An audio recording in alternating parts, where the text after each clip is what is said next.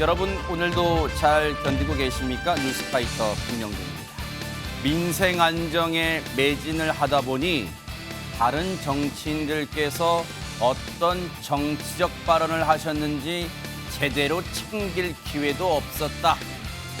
이준석 전 대표 발언을 어떻게 들었냐는 질문에 대한 윤석열 대통령의 오늘 답이었습니다. 당내 민주주의 고민을 많이 하다 보니 대통령께서 어떤 말씀하셨는지 제대로 챙기진 못했다. 윤석열 대통령 회견을 어떻게 봤냐는 질문에 대한 이준석 대표의 오늘 답이었습니다. 이 정도로 민생 안정과 당내 민주주의만 신경 써주시니까 국민의 한 사람으로서 마음 깊은 곳에서 고마운 마음이 올라오네요. 8월 17일 수요일 뉴스파이터 정말 국민의 한 사람으로서 감사한 마음으로 시작해 보도록 하겠습니다.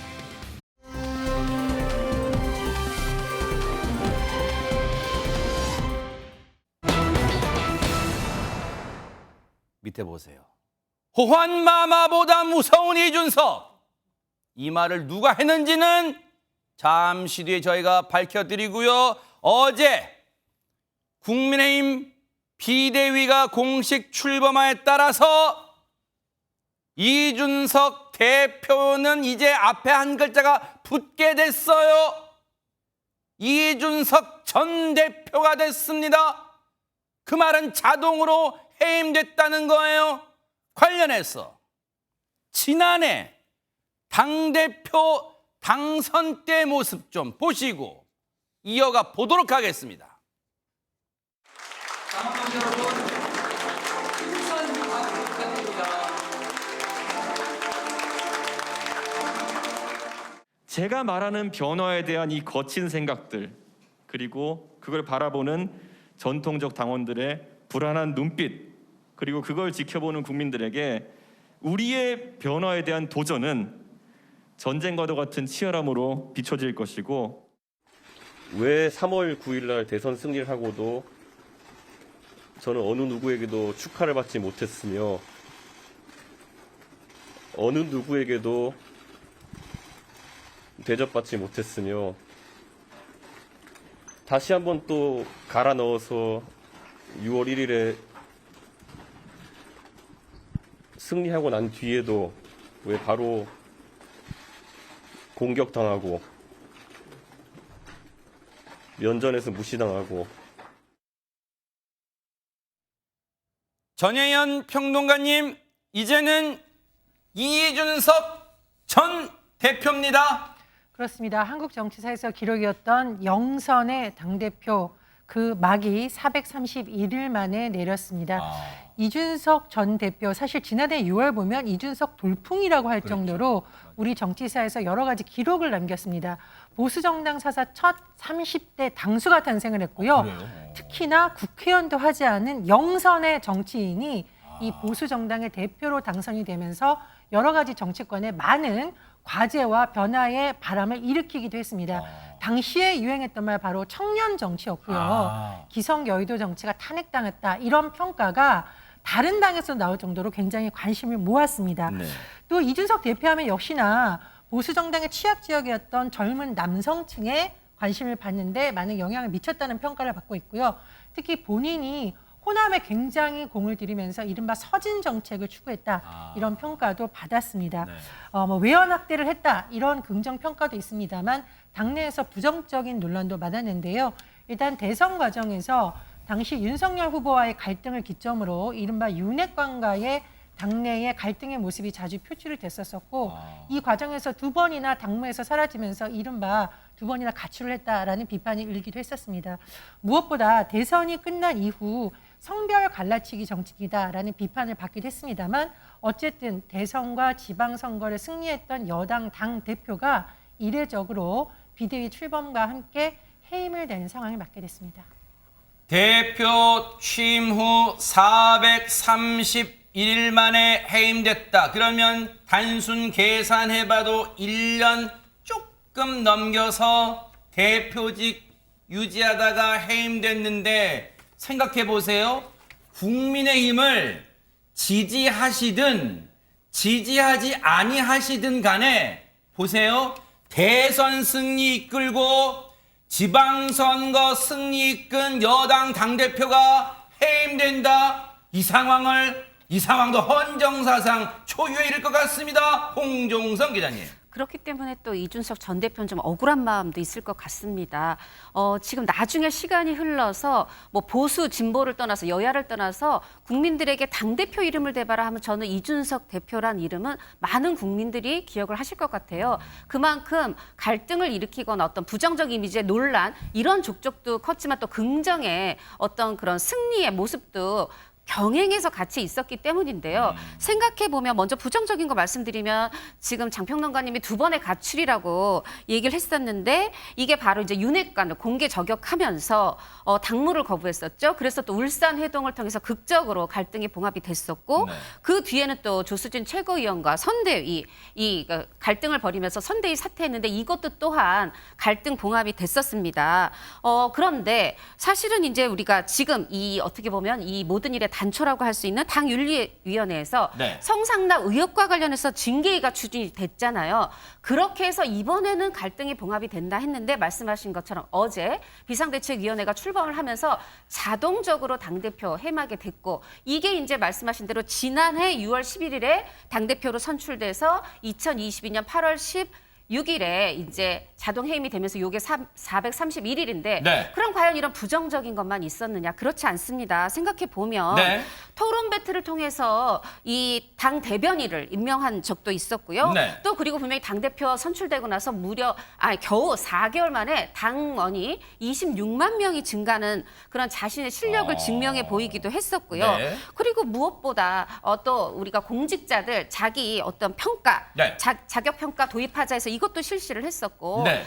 또 이제 앵커님 말씀하신 대로 가장 큰 공적은 지난 3월 9일에 20대 대통령 선거에서 윤석열 후보가 대통령으로 당선이 됐고 네. 지난 6월 1일에도 제8회 전국 동시선거에서 이겼습니다. 말하자면 대선 지자체 선거 2연승을 거뒀어요. 그런 입장에서 볼 때 이준석 대표는 내가 뭘 잘못했길래 지금 자동 해임이 되나 이런 생각도 할 수 있지 않을까 하는 생각도 해봅니다. 이준석 대표가 대표직을 자동적으로 잃은 상황에 대해서 남의 집에서도 뭐라고 쓴소리 나온다면서요, 배종찬 소장님. 네. 더불어민주당에서도 무슨 이런 경우가 있나. 초유의 사태죠. 네. 전대미문의 사건이고 그래서 지금 우상호 비대위원장도 어떤 당은 당대표를 젊은 분으로 써서 잘 이용해 먹고 헌신짝처럼 버리기도 한다. 이른바 토사구팽이죠. 네. 토사구팽이고 이렇게 되면 MZ세대도 이탈할 수밖에 없는 것이고 박홍건 원내대표도 그렇습니다. 대통령이 나서서 여당 대표를 왕따시켜 내쫓는 총극의 피날레다. 이렇게 이야기를 하면서 이건 말 그대로 왕따 축출이죠. 이렇게 되면 중도층까지도 국민의힘 지지율에서 타격을 받을 수 있는 것이거든요.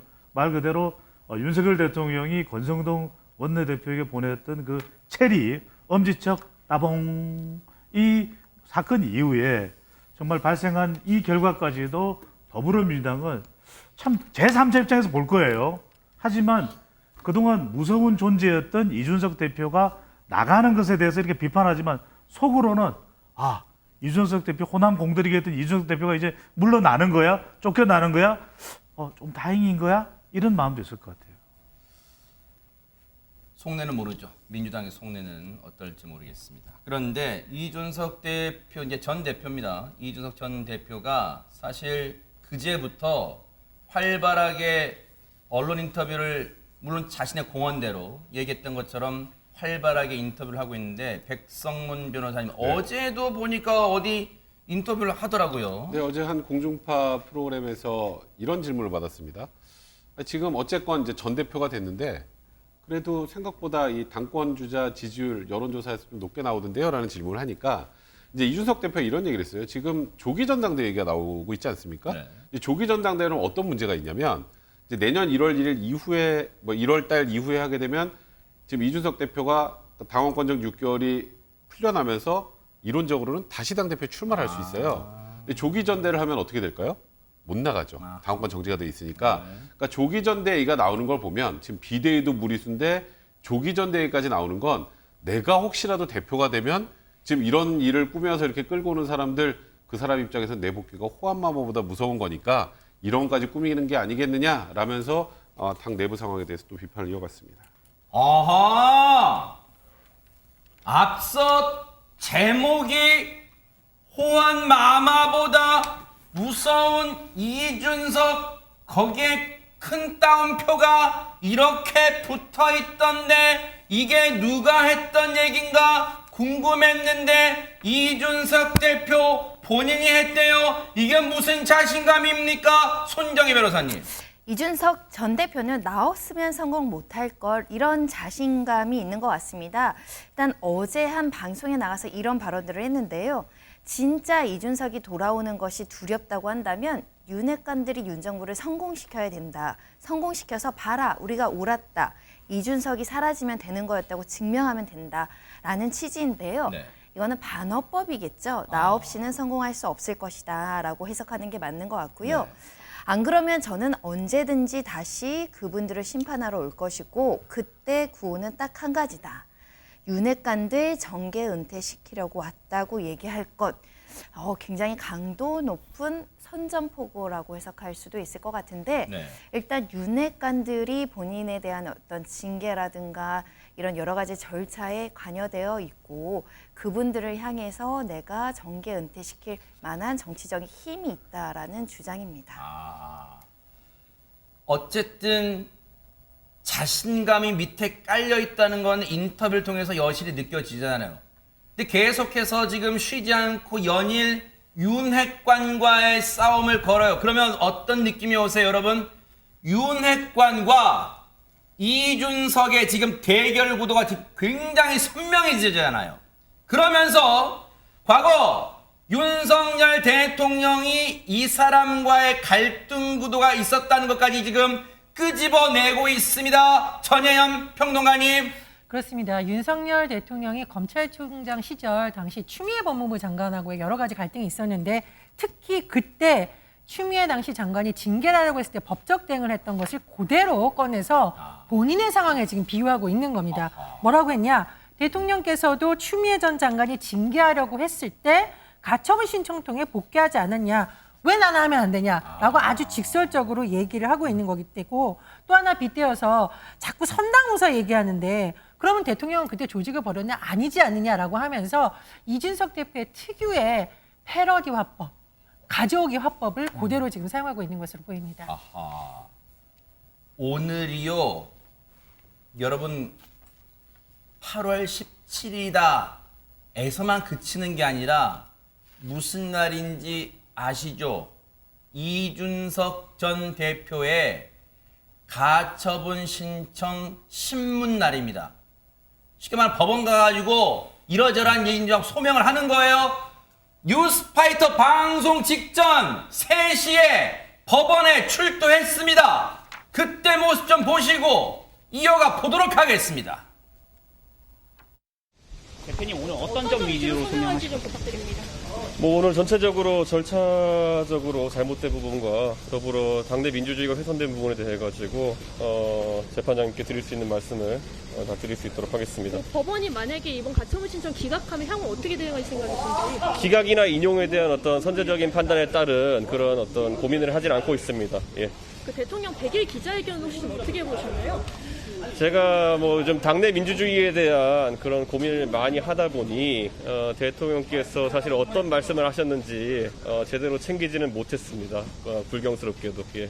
인사혁신과 관련해서 좀 공연불이 됐다는 지적이 있는데 여기에서도 좀 윤핵관의 입김이 들어갔다고 보시나요? 정치적인 내용에 대해 말씀드릴 기회 많을 거로 생각되기 때문에 나중에 따로 드리도록 하겠습니다. 네. 네. 성상납 받았으니까 한번 감추려고 성상납 각서 받았어 안 받았어? 부끄러운 줄 알아야지. 박유야 너 나 미쳤어?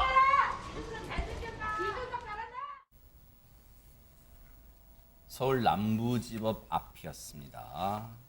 보신 것처럼 법원에 들어갈 때 여러 가지 입장 얘기했습니다만 주변이 상당히 이러저러한 또 주장 그리고 막 뭔가를 연호하고 파이팅 그런 것도 하고 하면서 상당히 좀 소란스러웠어요. 근데 이준석 전 대표가 기자들의 질문에 답한 것 중에 오늘 8월 17일이잖아요.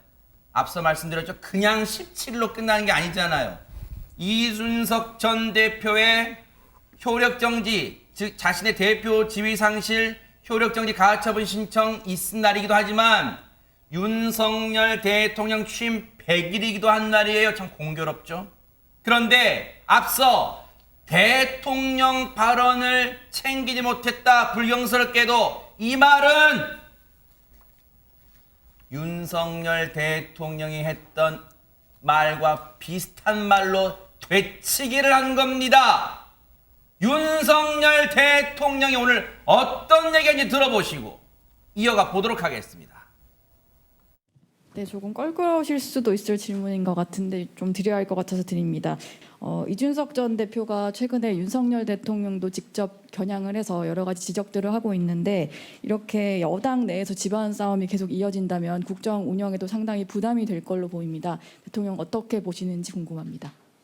대통령으로서 민생 안정과 국민의 안전에 매진을 하다 보니 다른 정치인들께서 어떠한 정치적 그 발언을 하셨는지 제가 제대로 챙길 기회도 없고 또 저는 작년 선거운동 과정에서부터 지금까지 다른 정치인들의 정치적 발언에 대해서 어떠한 논평이나 제 입장을 표시해 본 적이 없다는 점을 생각해 주시기를 바라겠습니다. 네. 백성문 변호사님, 윤석열 대통령은 오늘 취임 100일 기자회견 때 기자들이 저 질문을 100% 아니 100만 % 할 거라고 알았을 거예요. 그런데 질문이 나왔어요. 그런데 답변이 저게 애둘러 간 거예요? 애써 무시한 거예요? 어떻게 지금 저걸 해석해야 될까요? 지금 말씀하셨던 것처럼 한 100만 % 네. 저 질문 나올 거라고 생각하셨을 거고 그걸 그냥 준비한 대로 그대로 얘기를 한 것 같은데 그러니까 쉽게 말해서 이준석 대표와의 지금 논란에 휩싸이지 않겠다. 내가 여기서 이준석 대표 관련된 얘기를 하는 순간 오늘 취임 100일 기자회견은 이준석 대 윤석열입니다. 그러니까 애써 무시했다라고 보는 게 맞는 것 같고요. 이제 그래서 이준석 대표가 아까 얘기했던 거 이준석 대표가 진짜 저거 봤을까요 안 봤을까요? 봤겠죠. 봤죠. 어쨌든 어떻게든. 그래서 애둘러서 윤석열 대통령을 비판한 겁니다. 아하. 아유 이런 거를 제가 챙기지 못했죠. 저걸 누가 안 봤을? 아니 당연히 봤겠지라고 사람들이 생각할 거 아니에요? 그러니까 윤석열 대통령이 이런 걸 모르고 있다고? 에이 거짓말. 이걸 저렇게 애둘러 표현한 것 같습니다. 자, 이 그래프 그대로 놔두세요. 네. 정말 대단합니다. 이 그래픽 보세요, 시청자 여러분. 우리 국어에는 대꾸법이란 게 있어요. 배종찬 소장님, 네. 문장을 보세요. 윗부분이 윤석열 대통령 오늘 취임 100일 기자회견 때 한 문장이에요. 민생과 국민 안전에 매진하다 보니 아래쪽이 이준석 전 대표 오늘 법원 신문 출석해서 했던 얘기예요. 당내 민주주의 고민하다 보니 위에 다시 가요. 다른 정치인들 발언 챙길 기회가 없었다. 아래로 와요. 대통령께서 어떤 말씀하셨는지 제대로 못 챙겼다. 100만 % 정확한 대꾸법을 하고 있습니다. 그러니까 이게 언젠가는 수능에 나오지 않을까. 그러니까 빵에 붕어도 없고 팥도 없고 그러니까 루비콘 강을 건넜다. 방금 전에 우리 윤석열 대통령의 발언과 이준석 전 대표의 발언 다시 한 번 더 보여주세요. 그대로 좀 고정을 시켜주세요. 왜냐하면 네네. 지금 우리 시청자분들이 보시면서 더 집중 분석해볼까요? 두는 부릅뜨고 매진하다 보니 동그라미, 아하. 고민하다 보니 동그라미, 아하. 기회 없어 동그라미, 못 챙겨 동그라미. 사실 똑같은 구조예요. 이게 윤석열 대통령은 이른바 회피 화법과 외면 화법입니다. 그러니까 이준석 대표에서 고민해 보셨어요? 고민했어요? 전 뭐 정치인들 그 발언 몰라요. 그렇게 이야기를 해보죠. 근데 모를 수가 없는 거죠. 그렇게 보도가 됐는데 MBN 뉴스파이트죠, 그죠? 뉴스파이트에서도 이야기가 됐는데 네. 그러다 보니까 그대로 이준석 전 대표가 받아친 겁니다. 이게 무슨 합법? 비교화법, 패러디 합법이에요. 그러다 보니까 이준석 대표 그래? 그럼 나도 당내 민주주의에 신경 쓰다 보니 대통령 말씀 챙길 겨를이 없어 못 챙겼습니다. 불경스럽게도 강을 건넜어요. 라는 거죠. 사실 정치가 해석의 예술이니까 불경스럽게도라는 표현을 전혜연 평론가님 불경스럽게도라는 표현을 썼어요. 이준석 전 대표가 어떤 화법으로 어떤 의도로 어떤 속내로 불경스럽게도라는 표현을 넣었을까요? 굉장히 냉소적 표현이라고 생각을 합니다. 지금 사실 윤석열 대통령 취임 100일 맞는 날인데 취소하려고 했던 기자회견까지 하겠는데 대한민국의 어떤 정치인이 특히 여당에서 어떤 정치인이 저렇게 나서서 대통령과 맞서는 모습을 볼 수 있겠어요. 그래서 그 상황을 나밖에 없다. 윤석열 대통령과 맞설 사람은 나밖에 쓴소리를 못한다는 식으로 하면서 그 화법을 그대로 가져온 거고요. 이 불경스럽게라는 것은 일각에서 지금 이준석 대표에 대한 온갖 전 대표죠. 집중 포화가 쏟아지고 있잖아요. 그런 상황에 대해서 살짝 비꼬는 듯한 말을 쓴 것으로 보입니다. 아하. 사실 오늘 서울 남부지법에 갑자기 짠 나타난 건 아니에요. 저 기자들이 수많은 기자들이 혹시 이준석 전 대표가 오늘 나타날까라고 뭐 아니면 도식으로 있었던 건 아니에요. 어제 홍종성 기자님 본인이 직접 나가겠다고 예고편까지 때렸다면서요. 그렇습니다. 어제 오후까지는 이 신문에 가처분 신청 신문에 직접 참여를 할지 말지 결정을 하지 못했던 것 같았던 이 전 대표가 장고 끝에 드디어 결심을 했는지 밤에 SNS에 글을 올렸습니다. 이것도 극적이네요, 극적. 네, 밤에 올렸는데 내일 가처분 신청 신문에 직접 가겠다 이렇게 얘기를 했고 그런데 그 다음 말들이 저는 굉장히 좀 눈길이 가더라고요. 나아갈 때는 앞에 서고 물러설 때는 뒤에 서야 하는 것이 원칙이다. 참모 뒤에 숨는 정치는 안 된다. 영화 한산에 보면 그 일본의 어떤 군인이 이순신에게 묻습니다. 이 전쟁은 한국과 일본의 이 조선과 일본의 싸움은 어떤 전쟁이냐 물었더니 의와 불의의 전쟁이다. 이렇게 얘기를 해서 이 일본 장수는 불의를 버리고 의 편에 조선 편에 서거든요. 네. 이걸 보면은 나아갈 때 제일 앞에 서고 물러설 때는 가장 늦게 퇴장을 하겠다는 거잖아요. 그리고 참모 뒤에 숨는 정치는 하지 않겠다. 본인을 지금 의로 얘기하는 그러면서 본인이 의기 때문에 이렇게 좋은 또 그 변호인들이 가장 열정적이고 의가 넘치는 법률가들과 함께 하게 돼서 행복하다. 그렇기 때문에 의 편에 또 이런 좋은 법률가들이 뭉쳤다라는 그런 식으로 글을 아주 의미심장하게 올렸습니다. 손정혜 변호사님, 이준석 전 대표, 물론 전자가 안 붙고 대표 시절에도 우리가 언론 등을 통해서 익히 봐온 건 그 역대 어느 정치인보다도 언론을 잘 활용한다는 걸 많이 느꼈어요. 그렇다면 어젯밤에 SNS에 통해서 많이 고민한 티를 냈어요. 나 참모 뒤에 숨는 정치 안 하겠어. 내일 직접 나가겠어요. 그러면 오늘 수많은 언론이 카메라 플래시가 터지는 상황. 내가 이 기회를 놓치면 안 되겠구나 하는 생각이 분명히 있었겠죠. 언론 노출도도 신경을 썼을 것 같고 또 법정에 사건 당사자가 직접 나간다는 의미는 재판부한테 절실함을 보여주는 효과도 있기 때문에 절실한 마음으로 또 직접 가서 판사님에게 본인의 입장과 억울한 사정을 설명하겠다라는 생각도 같이 하지 않았을까 생각이 들고 특히 이제 변호사만 참석하는 모습보다 이준석 전 대표가 참석했을 경우에 언론이 바라보는 그 사건의 중대성이 훨씬 더 커 보이긴 하거든요. 본인이 그런 절실함과 또 억울한 감정을 강력하게 호소하고자 오늘 참석한 게 아닐까 생각이 들고요. 네. 어제 오후까지 참석 여부를 결정하지 못했다고 하지만 변호인들과 그 대리인들과 상의를 해서 와도 좋다, 오는 게 도움이 되겠다라는 의견도 참조했을 것으로 보입니다. 물론 지금 이 대목에서 예단하기가 쉽지는 않고 좀 섣부르고 또 법원 판단에 이러쿵저러쿵 하기가 조금 예민할 수는 있습니다만 그래도 법률가시니까 백성문 변호사님이 어떻게 조심스럽게 전망을 좀 해볼 수 있을까요? 그러니까 통상적으로 이 정당 내부 의사결정에 관련해서는 법원에서 개입 안 하는 경우가 더 많죠. 근데 일단은 이번에 이 지금 가처분 심리를 하고 있는 황정수 수석부장 판사가 했던 지금까지 가처분 인용 결정 중에 정치와 관련된 그 정당의 그 의사결정 관련된 것들이 좀 있습니다.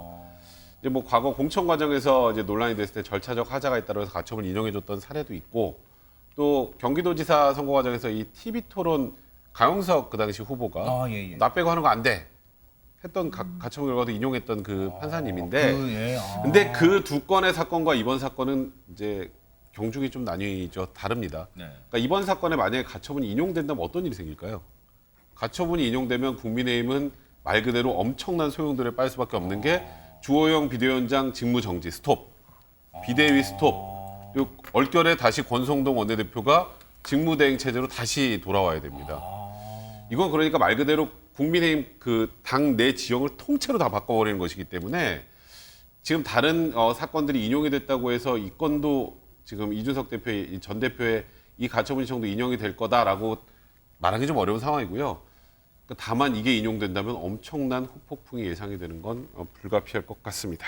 그래서 국민의힘 측에서도 내심 몇 %인지는 모르겠지만 내심 저 인용되면 어떡하지? 라는 마음은 있을 거예요. 이만큼이라도 모르긴 몰라도 관련해서 국민의힘 원내대변인 얘기 좀 들어보시고 이어가 보도록 하겠습니다. 정부의 가처분 신청이 있잖아요. 그 기각 인용 두 가지 시나리오에 대해서 간청원에서 대응한 게 있는지. 당 차원에서 대응을 뭐 구체적으로 지금 어떻게 하고 있다 이게 아니고 저희들은 거의 인용되지 않을 거라고 사실은 예상을 하고 있고요. 개인적으로 한 95% 이상 이렇게 인용이 안 될 거라고 생각하기 때문에 심각하게 생각 안 해봤습니다. 죄송합니다. 어제 우리 법률지원단 변호사들 두 분이 오셔서 우리 답변서 준비한 걸 같이 본 일이 있습니다. 우리 절차상의 문제는 전혀 없는 걸로, 그래서 가처분은 받아들이지 않을 걸로 그렇게 보고를 받았습니다. 인용이 되면 바로 비대위는 해산하는 절차라고 보면 되나요? 이제 인용될 경우는 없을 거라고 봅니다만은 인용 이유에 따라서 절차가 미비하다면 그 절차를 다시 갖추면 되는 것이고. 만약에 주호영 의원께서 말씀하신 그런 방향으로 법원의 판단에 대처한다면은 바로 그게 저의 해석에 따르면은 비상 상황입니다. 예, 민주주의의 비상 상황입니다. 예. 바로 이 모습은 이준석 전 대표가 앞서 3시쯤 들어갔죠. 뉴스파이터 직전 1시간쯤 뭔가 소명을 한 것 같아요. 재판부 앞에서.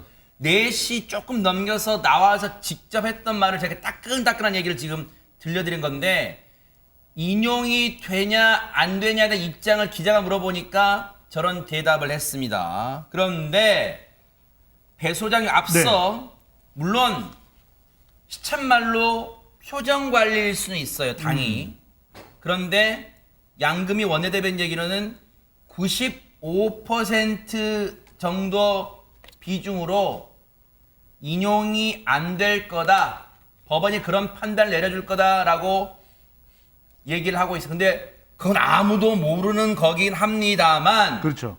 어쨌든 지금 마지막까지 긴장의 끈을 놓을 수 없을 것 같긴 합니다. 국민의 입장에서는. 그러니까요. 이게 끝이 아니라 시작이에요. 아하. 왜냐면 제 바로 옆에 정말 대한민국 최고의 그렇죠. 법조인 두 분이 계시지만 맞아요. 두 분인들 알겠어요. 아하. 이런 정치적 사각은 예상도 못했던 일이고 맞아요. 집권 여당 대통령 임기 3개월인데 지금 집안 내부 싸움을 벌이고 있습니다. 비대위이냐 아니냐, 인용이냐 기각이냐. 네. 그러면 정작 법원의 판결은 결정은 어떻게 될지 모르겠지만 인용이 되든 기각이든 여론은 큰 차이가 있을까요? 이 상황을 바라보는 여론은, 지지층을 바라보는 국민 여론은, 지지층들은 별로 다를 수가 없다는 거죠. 인용이든 기각이든 계속 흔들릴 수밖에 없고 끝난 것이 아니고, 그러면 이준석 대표를 둘러싼 MZ세대 2대남, 3대남의 여론은 법원 결정으로 바뀌나요? 또 수도권 호남은요? 네. 호남의 호남은요? 그러니까 결과적으로는 청년 보수는요. 네. 저는 지금 이 법원의 결정이 어떤 결정, 오늘 내려지든 며칠이 더 지연이 되든 저는 네. 끝이 아니라 시작이다. 오늘 정확히는 조금 전 법원에서 나오면서 이준석 전 대표도 기각 가능성이 상당히 높다는 걸 어느 정도 인지하고 있었던 듯해요. 나와서 한 얘기 중에 재판부에 호소, 읍소하는 듯한 뉘앙스의 발언을 했습니다. 그 얘기 들어보시고 이어가 보도록 하겠습니다. 이 일을 시작한 사람들도 그 책임을 통감했으면 좋겠다라는 말씀을 먼저 드리겠습니다. 제가 가장 우려하는 것은 지금 행정부가 입법부를 통제하려고 하는 그런 삼권 분립이 위기에 있는 그런 상황 아닌가라는 우려가 있습니다. 그렇기 때문에 삼권 분립에 설계된 원리대로 그런 상황을 사법부가 적극적인 개입으로 잘못된 부분을 바로잡을 수 있었으면 좋겠다. 이런 입장을 저는 가지고 있습니다. 예. 백성문 변호사님, 어조는 차분했지만 제 해석이 괜찮았습니까? 사법부, 재판부의 호소, 읍소로 해석해도 됩니까? 네, 그리고 또 하나 또 대통령실을 또 저격했네요. 그러니까 행정부가 입법부를 통제하려는 상황을 사법부가 적극적 개입으로 바로잡아 주세요. 당의 문제가 아니라 대통령실, 행정부에서 이렇게 당을 이렇게 만든 거 아닙니까라는 걸 저 안에 포함시킨 거예요. 그러니까 지금 뭐 이준석 대표 입장에서 조금 전에 말씀하셨습니다만 인용이 되면 이제 뭐 말 그대로 이제 국민의힘은 그냥 말 그대로 뭐 완전 혼란의 도가니에 빠질 수밖에 없고요. 저도 개인적으로 인용보다는 기각 가능성이 조금 더 높다고 생각은 하는데, 근데 이준석 대표 입장에서는 기각돼도 크게 손해볼 게 없어요. 지금 계속 이준석 대표 보고 있잖아요, 언론이. 네. 그리고 기각이 되면 그냥 기각 이게 아니고 왜 기각인지가 나옵니다. 그렇죠, 이유가 나오겠죠. 거기에 이런 예를 들어서 절차적 문제가 있으나 뭐 정당의 뭐 자율적 의사결정 어쩌고 저쩌고 하면서 기각이 되면 앞에 어떤 절차적 문제가 있는지도 법원이 판단하게 되거든요. 네. 이런 것들까지 이준석 대표 다 고려한 것 같고, 오늘 아까 들어갈 때도 아까 대통령의 오늘 기자회견과 동일한 말을 했다는, 봤으니까 동일하게 하는 거잖아요. 그리고 나오면서 또 한 번 지금 이 상황에 대해서 윤석열 대통령의 책임을 다시 한번 강조한 것으로 보입니다. 지난 13일 이준석 전 대표가 기자회견을 하겠다고 일찌감치 예고했던 날 13일 토요일 날 어떤 얘기를 했냐면 그들과 끝까지 싸울 것이고 그들이 가장 두려워하는 방식으로 가려고 한다. 일단 뭐 결기는 대단해요. 근데 전혜연 평론가님 어떻게 하겠다는 걸까요? 개인적 추측입니다만 정치인에게 가장 무서운 것은요, 저 사람이 나를 당선시키지는 못해도 떨어뜨릴 수도 있다. 이런 사람이 제일 부담스러운 사람입니다. 돌아보면 보수 정당이 친박이 싸워서 동시에 보수 진영에서 두 사람이 출마를 해서 보수표가 나눠져서 떨어진 선례가 있었습니다. 그런데 만약 이준석 대표가 앞으로 윤핵관이라 불리는 사람 지역만 콕 집어서 본인의 지지 세력을 모아서 거기에 누군가 본인의 대리인처럼 출마를 시킨다면 보수 정당에서는 마치 현재의 보수와 새로운 보수가 대립하는 구도가 만들어지면서 표가 나눠질 수가 있습니다. 그럼 수도권 같은 박빙 지형이라던가 혹은 권력 투쟁이 벌어지고 있는 곳에서는 상당히 부담스러운 상황이 될 수 있기 때문에 저는 그런 추측을 한번 해봤는데요.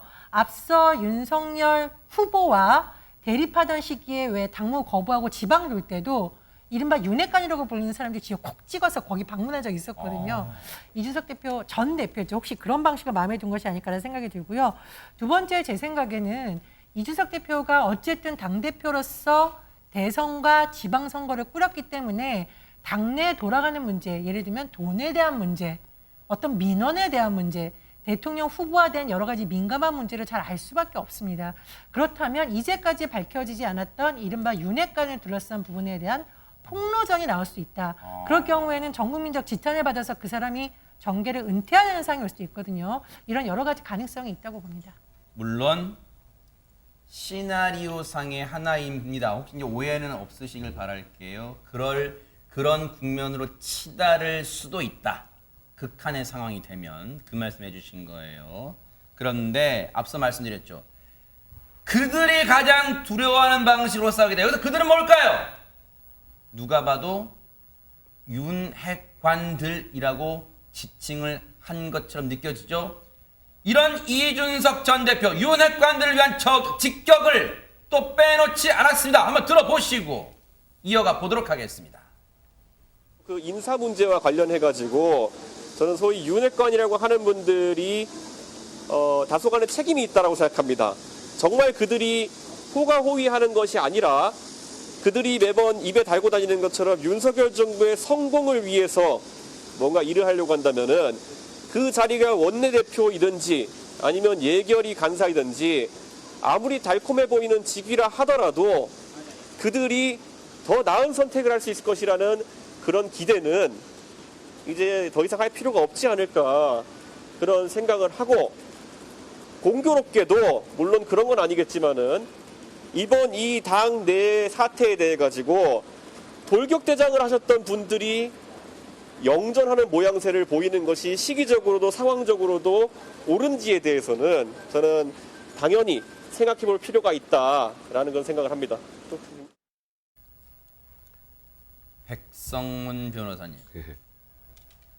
다시 한번 느끼게 되지만 정말 여론, 언론을 기가 막히게 절묘한 타이밍에 활용을 잘하는 이준석 전 대표인 것 같습니다. 사실 오늘 가처분 신문하는 과정에 본인이 직접 출석하겠다고 예고하고 들어가기 전에 지금 우리가 이 들어간 과정에 대한 얘기를 하고 또 나와서 아까 제가 말씀드렸던 것처럼 사법부에 호소를 하면서 지금 현재 윤석열 대통령실을 또 저격하고, 그리고 또 지금 보셨던 것처럼 이 대통령실이나 이 여러 가지 인사 문제에 대해서 결국 본인들이 희생하지 않고 본인 사람들 꼽고 하는 그런 과정에서 발생한 거 아니냐. 또 한 번 윤핵관 저격하고. 그러니까 지금 과정을 보면 이준석 대표가 지금까지 해왔던 말들을 점점 더 세게 하고 있는 거예요. 그러면서 지금 언론을 통해서 본인이 하고 싶었던 얘기들을 계속 하고 있는 거고, 제가 아까 그런 얘기 했잖아요. 이거 가처분이 기각돼도 이준석 대표한테는 크게 잃을 게 별로 없다고. 이만큼 했으면 된 거 아닙니까? 그러니까 이준석 대표가 좋은 의미건 나쁜 의미건 언론의 이 생리나 언론의 상황, 그리고 지금 저희가 이런 얘기를 할 수밖에 없는 구조, 이런 것들을 좀 정확하게 파악하고 있는 것 같습니다. 그도 그럴 것이, 지금 백성문 변호사님 해석이 이준석 전 대표의 생각과 괴를 같이 하는 것 같아요. 이준석 전 대표가 13일 날 그런 얘기를 했어요. 가처분 신청 결과가 어떻게 나오더라도 당에 혼란이 가중될 것이라고 말하는 분들에게 되묻고 마친다. 뭐라고 말하냐? 그걸 알면 어쩌자고 이런 큰 일을 벌이고 후폭풍이 없을 거라고 생각했겠습니까? 갈 때까지 가보자. 그런 것도 좀 느껴져요. 왜? 싸움은 누가 걸었느냐라고 누군가한테 되묻고 있는 것 같기도 해요. 이런 가운데 눈에 띄는 언론 보도가 하나 터져 나왔습니다. 홍종선 기자님. 그렇습니다. 한 언론 보도에 따르면 광복절 저녁에 주호영 비상대책위원장과 이준석 전 대표가 저녁에 만나서 밥을 먹었다. 반주도 곁들여졌다. 이런 보도가 나왔습니다. 이 자리에서 주호영 비대위원장은 그러니까 윤핵관을 넘어서서 대통령에 대한 직접 공격은 좀 자제해달라. 그동안 예를 들어서 뭐 내부 총질이 있다 그러면 아니 겉으로는 안 그런 척하면서 뒤에선 험담하니 하면서 이준석 대표가 양두구육이라고 양고기 머리 내밀고 개고기 판다 이런 또 사자성어 어떻게 시대를 제치듯이 그렇게 비판한 적도 있고 어떤 국회의원들에 대해서 어떤 문자를 보내는 이런 부분들도 그러면 행정부가 입법부 윤핵관에 대해서 지령을 내리는 거냐 이렇게 또 굉장히 직접적으로 공격하지 않았습니까? 이런 부분은 적어도 아니 어렵게 정권 교체했는데 적어도 이렇게까지 대통령을 직접 공격하는 건 선을 넘는 행동이다. 자제해달라고 요청했다. 이렇게 전해지고 있는데요. 이것에 대해서 당시 이준석 전 대표는 뭐 내가 그럼 앞으로 그러지 않겠다. 이렇게 즉답은 피했지만 일부는 공감했다. 이렇게도 표현이 되고 있어요. 광복절을 기념해서 어떤 대통합이랄까요? 화해와 소통 이런 것이 이루어지는 저녁자리일까 했는데 사실 그렇게 어떤 손해준 성과는 없었던 것 같습니다. 왜냐하면 지금 양측 다 이 회동 사실에 대해서 공개적으로 인정하고 있지는 않습니다. 아니 손정혜 변호사님 어제까지만 해도 주호영 비대위원장은 이준석 대표 못 만났다고 하지 않았어요? 제가 언론 인터뷰 본 것 같은데요. 네, 어제라고 한다면 16일이잖아요. 근데 만남이 그 전날 있었으니까 16일 날 인터뷰를 했을 경우에는 만났다고 하면 만났다고 이야기하는 게 통상적인데 인터뷰 내용은 그렇습니다. 만남이 잘 되지 않고 언론을 통해 한 말을 보면 만나도 서로 불편할 것이다. 만나지 않겠다고 했다. 그리고 만나서 중재할 계획이 없냐라는 질문에 대해서는 그런 노력은 했다. 노력은 했지만 본인이 언론 통해 만나지 않겠다고 하는 마당에 다시 반복해서 만나자고 하는 것도 예의 아니다. 이거는 보통의 이제 해석상 안 만났다는 거죠. 그러니까요. 시도했으나 못 만났다라는 것인데 사안은 사실은 실제로는 그 전날 만나긴 했었다라는 것이어서 좀 그 경위에 대해서 많은 분들이 의아해하는 상황입니다. 네. 주호영 비대위원장은 확인해 줄 수 없어 죄송하다. 여러분도 감 잡으시겠지만 정치권에서 보통 확인 못 해준다는 건 대부분 물론 100%는 아닙니다만 사실일 개연성이 상당히 높죠. 그럼 기자가 되묻습니다. 왜 확인 못 해줍니까 비대위원장님? 확인해 줄 수 없다는 게 이유가 있는지 모르겠다. 이게 무슨 선문답 같은 얘기를 주고받았습니까 언론과. 그러면 두 사람이니까 한쪽에서 확인을 못 해주겠다면 나머지 한쪽 이준석 전 대표한테도 기자가 물어봤겠죠. 오늘 법원에서 신문 마치고 나온 이준석 전 대표에게 기자의 질문이 갑니다. 뭐라고 답변을 들어보시고 이어가 보도록 하겠습니다.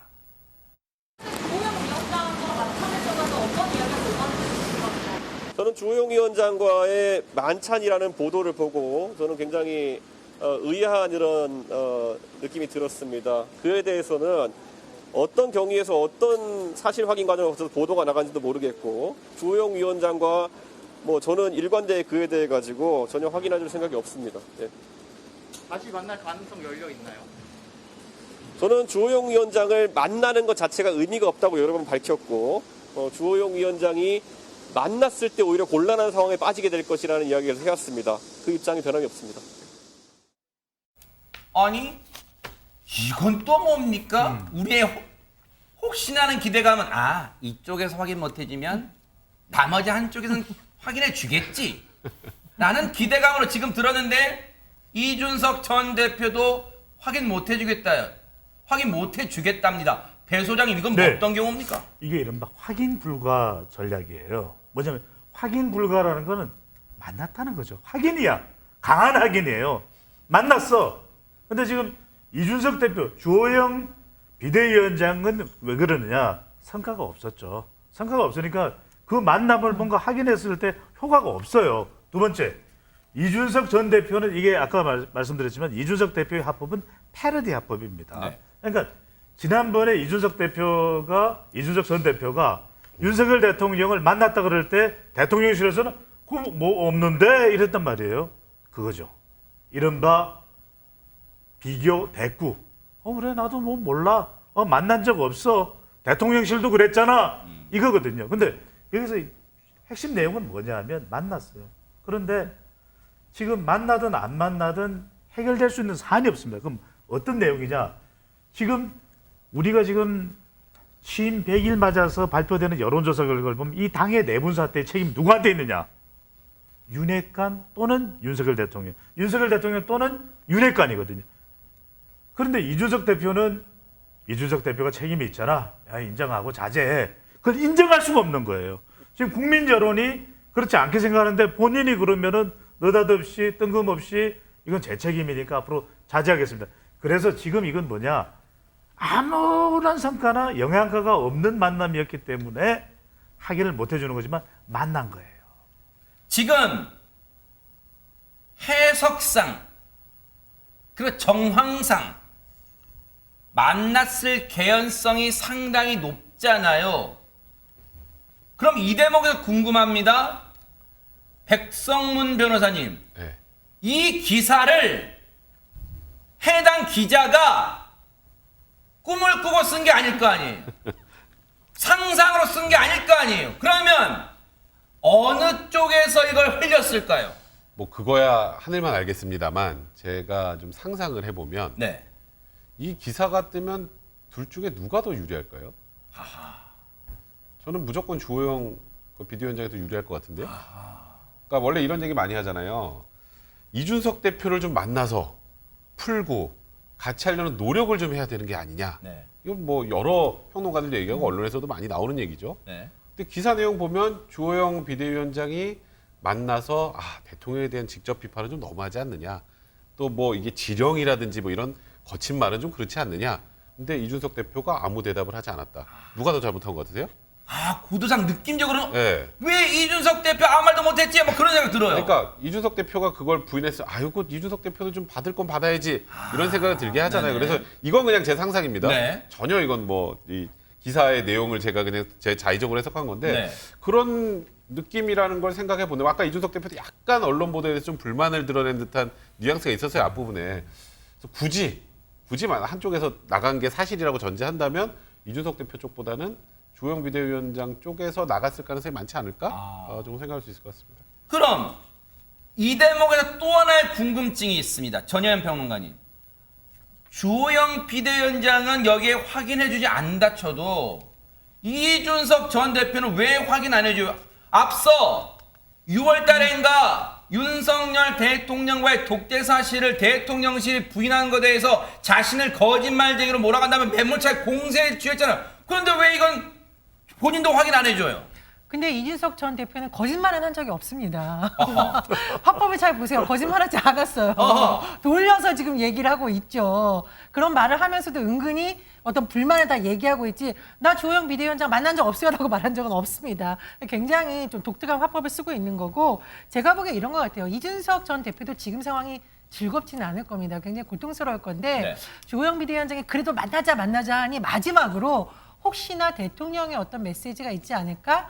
그래서 나와 주호영 비대위원장과 윤석열 대통령이 민생이 어렵고 나라가 어려운데 우리가 다시 힘을 합치자라는 가능성을 조금이라도 있지 않을까라는 생각으로 만나지 않았을까 추측을 해봅니다.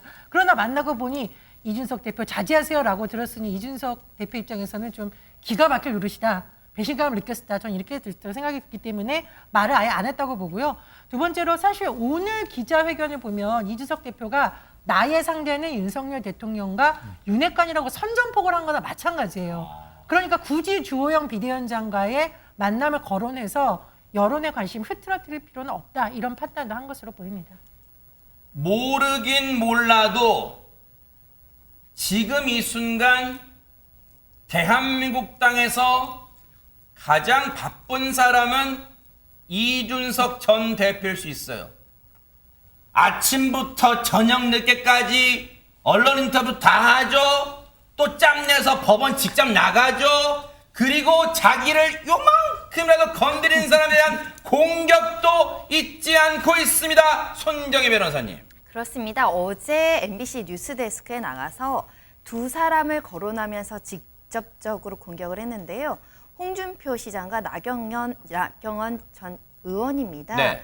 뭐라는 이야기냐면 남의 집 아들 얘기니까 본인이 당한 일 아니니까 저렇게 쉽게 비판하는 것이다 라는 취지로 또 이야기를 하면서 왜 당을 상대로 가처분까지 제기하느냐 이런 비판을 했던 부분은 홍준표 시장도 본인의 공천 안 주니까 탈당해서 출마하지 않았느냐. 나경원 전 의원도 심지어 2012년에 공천이 떨어지니까 뭐 울고불고 다 했다. 본인들이 한 1년 뒤에 공천 잘린다고 하면 머리도 깎고 다 한다라고 사실은 내가 가처분한 거 욕할 거면 본인들을 돌아봐 이런 이야기거든요. 참 정치가 무섭습니다. 그랬더니 자기의 이름이 거론됐잖아요. 나경원 전 의원이 곧바로 인터뷰로 맞받아칩니다. 뭐라고 했는지 들어보시고 이어가 보도록 하겠습니다. 이런 얘기 저는 그때 공천을 안 주겠다고 친박 그 당시에 비대위에서 저한테 3번 전화해서 공천 안 주겠다 그러더라고요. 그래서 제가 공천 탈락되는 그런 정말 그 구질구질하잖아요. 그래서 제가 불출마 선언을 했었고요. 불출마 선언을 할 때 참 그 당시 언제였냐면 2011년에 안 나가겠다는 저를 서울시장을 나가라고 해서 당이 끌려 정말 내보내더니 그다음 2012년에 친박 비대위가 구성되더니 공천 탈을 안 주겠다 그러더라고요. 그래서 정말 만감이 교차되고 그런데 진짜 선당후사의 정신으로 아니 제가 눈물을 약간 보인 거는 있죠. 그런데 탈락됐다고 운 게 아니라 저는 스스로 불출마 선언을 했지 공천 탈락된 부분은 없었다라는 것을 밝힙니다. 네. 사실 이 상황을 한 10년도 더 된 당시 상황을 자기 스스로 복귀해야 하는 상황이 나경원 전 의원 입장에서는 지금 굉장히 지금 고통스러울 거예요. 그런데도 지금 이준석 전 대표가 하다 보니까 이걸 가만히 있자니 인정하는 꼴이 될 것 같고 해명하자니 모양새가 참 구겨지고 어쨌든 이준석 전 대표가 나경원 전 의원 입장에서는 정말 마뜩지 않을 것 같습니다. 예, 근데 이준석 전 대표 영선이긴 합니다만 정치권에서 온갖 일을 다 겪었습니다. 산전수전 다 겪었다. 당이 쪼개지는 과정, 합해지는 과정, 그리고 본인을 발탁했던 박근혜 전 대통령의 당시의 탄핵 사건 여러 가지 다 받고 당 대표까지 됐습니다. 그러다 보니 사실은 일반인들이 알지 못하는 온갖 정치 비하를 다 알고 있을 거라고 저는 생각을 해요. 그래서 앞으로 본인에 대한 공격만 들어오면 앞으로 이런 식의 화법으로 숨겨졌던 일화를 하나하나 꺼내야 될 거라고 생각을 하고 그런데 이준석 전 대표 잘 보면 젊은 정치인이라든가 정치 신인에 대해서는 비교적 말을 안 하고 당에서 그래도 누릴 만큼 누렸던 기성 정치인들한테 이렇게 계속 어떤 집중 사격을 하고 있거든요. 저는 이것도 굉장히 의도된 면이 있다고 생각을 합니다. 왜냐하면요, 다선 의원들의 지역구에는 그쪽에서 공천을 받아서 출마하고 싶은 정치 신인들이 항상 대기 중입니다. 그런 정치 신인들 입장에서는 또 이준석 대표의 말에 호응을 할 수도 있는 거거든요. 그런 여러 가지를 고려해서 한 말이라고 생각이 듭니다.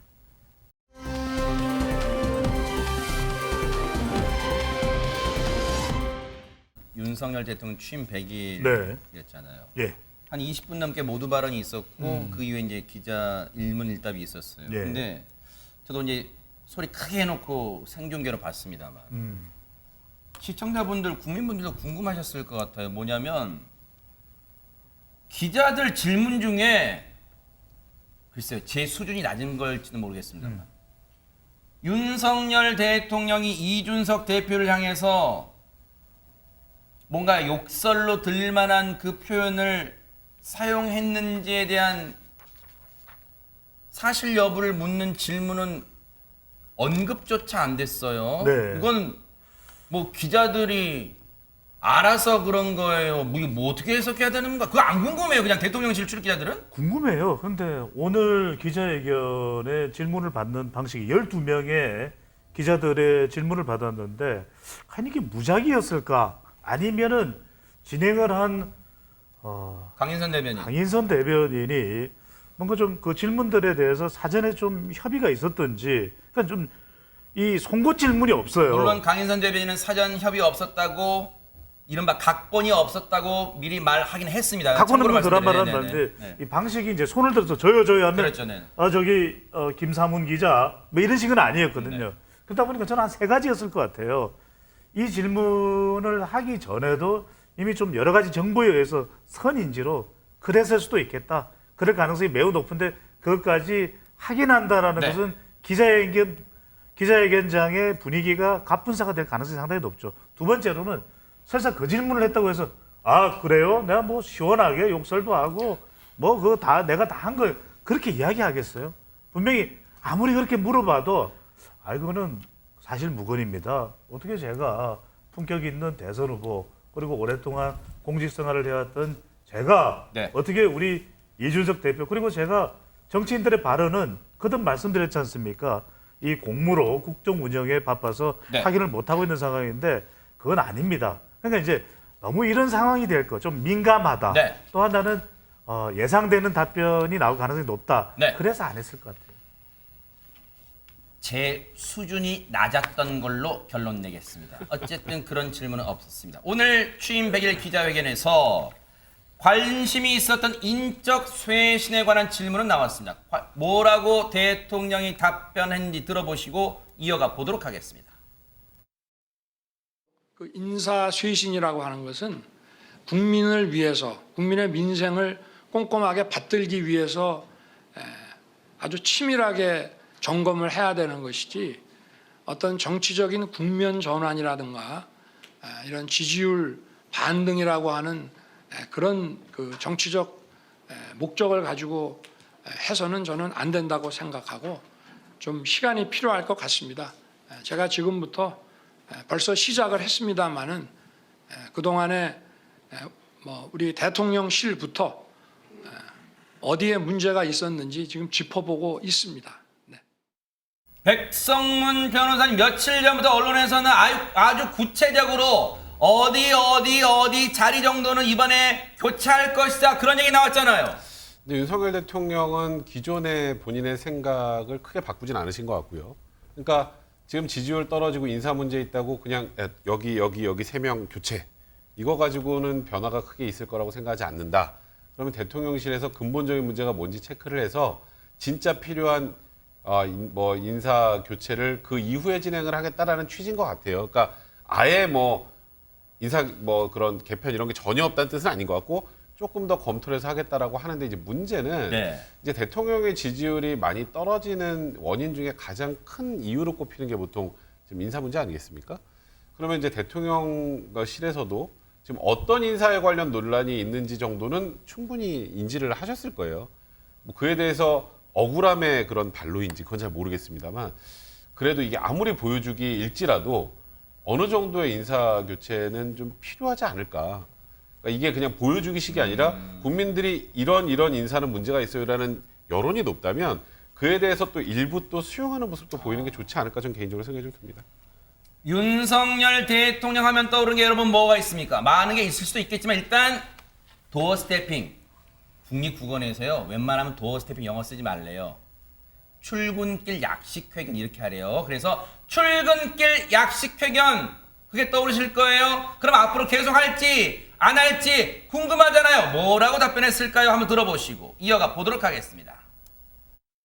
그 도어 스태핑 때문에 지지가 떨어진다고 당장 그만두라는 분들이 많이 계셨습니다만은 그거는 제가 용산으로 그 대통령실을 옮긴 가장 중요한 이유이고 그리고 국민들께 제 만들어진 모습이 아니라 제 있는 그대로의 모습을 보여드리고 비판을 받는 그런 새로운 대통령 문화를 만들어내는 과정이기 때문에 미흡한 게 있어도 계속되는 과정에서 국민들께서 이해하시고 또 미흡한 점들이 개선돼 나갈 것이라고 생각합니다.